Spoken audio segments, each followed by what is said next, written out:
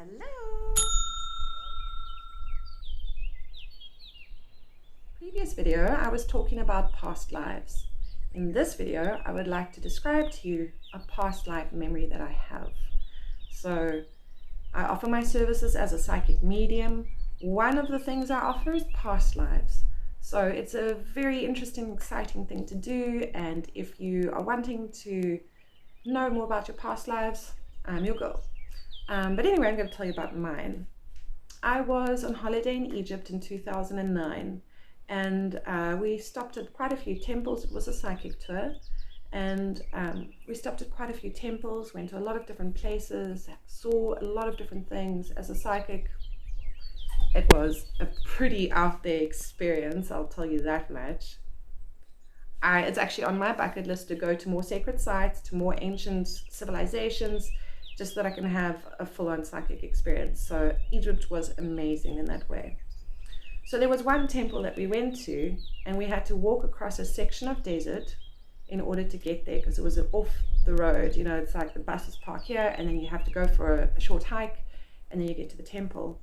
And as we rounded a corner, you know, we're in the desert, but there was like a mound of land. We go around the corner, and then I saw the temple, and I was like, I've been here before.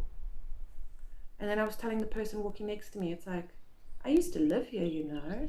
They're like, what do you mean? I'm like, I remember it. Our hair looked like this. I was a young child. The hair was shaved and there was a ponytail at the back. But we weren't allowed to cut it too long. It had to be a specific length. Children were treasured here. We were brought here to be trained in a certain way to accomplish certain things with our future. It was a spiritual path that we were following. I was describing the architecture, the hieroglyphics. I was saying, you know, we're going to walk in the front gate, and then they're going to take us to the right because that's the way you get in. It's a very unusual sort of temple because their goal was extremely different from other temples, so they didn't follow the normal temple formula. And so when you walk around to the right, you'll see there's a bridge going across from one building to the other, and the stairs are on the left. And it was my favorite place. I used to love running up the stairs and looking over the bridge. And I was a naughty child, and I used to collect little pebbles from below and then wait until our teachers, because it was like a spiritual school sort of system, and our teachers, they were doing some sort of morning warm-up exercises. It almost, like in my vision, it's like nothing I've ever seen before. Often, you know, obviously this is ancient Egypt, but I'll describe it to being like some sort of martial arts, and it was slow and gentle, so maybe even like Tai Chi or something, but it was a beautiful form of morning movements. So, so I described everything. I knew what the hieroglyphics looked like. I knew that there would be hieroglyphics of our lamps, and our lamps were different from other places, so I described everything in great detail. And then the one lady overheard what I was saying, this other lady in the group, and she came up, she's like, oh, did you read the book? And I'm like, no, what book? I remember, I've been here before. And she's like, what? And I'm like, yeah, I've been here. I know he will say everything that I've just said. This is the archaeologist. It's like, I know he will say everything because I've been here. I lived here. I was like literally a temple brat. But not that we were naughty. We were all lovely, I'm very sure, but we were children, you know? So, and there, I remember with their schooling system over there, children are not to be punished.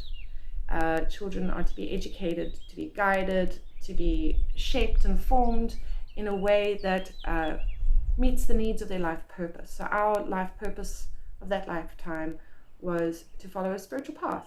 But I mean, you know, in modern society, we have these ideas of what it means to follow a spiritual path.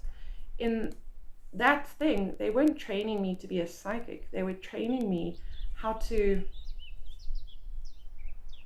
what words do I put to this? It's being present. We were being taught how to be present in sacred spaces. There isn't really a word for that in this era. I know people talk about holding space, but I'm like, what is holding space? What is this holding space? And sitting in, and I'm like, but yeah, we were being taught how to be in the present moment so that everything was happening right now and was not being influenced by the past. So it was creating a healing space for other people to have their journeys, and all we were doing is making sure that we kept the present moment in the present moment. it's, yeah, ancient civilizations. What can I say? So anyway, hey presto, we walk through the gates. The gates are the way I described it. Then the archaeologist takes us to the right, just the way I described it. He was, there's the bridge. And he's saying, oh, this was a very unusual bridge. And I'm like, you see, I told you guys.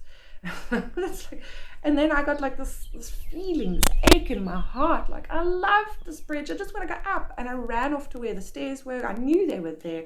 I got there. Hey presto, there's the stairs. And these people had put a gate in front of it. And I was like, oh, why did you do this? I used to spend all my time here and I missed it. Oh, it was such an ache in my heart. But yeah, past lives, eh? Very, very interesting, very, very real, because even if you're not psychic, they still influence us. They still affect us. Maybe we feel it in our body, or we have a habit that we picked up on. Maybe in that lifetime we collected round stones, and then now we're collecting round stones. We don't know why. And then if you hire me for a past life reading, then maybe you'll find out why. This is why. It's a past life thing. So yes, past life readings are very interesting, lots of fun. It's really exciting to find out why we have these certain habits that are so bizarre or interesting, or like, I wonder why I always press purple flowers, and it's like, well, that's why. It's to do with your past life. Yes, so if you'd like to find out more about your past lives, please make contact with me. My website is happylight.co.za. All my information is below.